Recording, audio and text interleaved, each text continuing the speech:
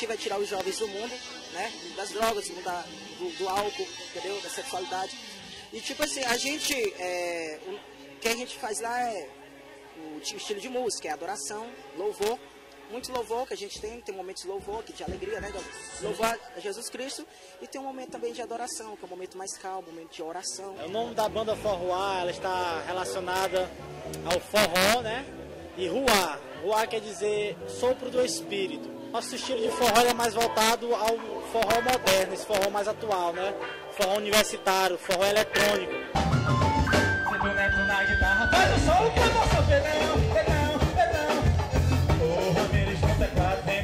Nosso intuito é abranger todos esses jovens, tanto os que já frequentam a igreja, como os que às vezes estão um pouco afastados, por achar que a igreja é careta, por achar que a igreja é cafona, que a igreja é tradicional, e mostrar uma igreja para ela, uma igreja animada, uma igreja com forró, uma igreja que tem swingueiro, uma igreja que tem rock, uma igreja que pode atender todas as necessidades, ou seja, ele pode ser santo sem deixar de ser jovem.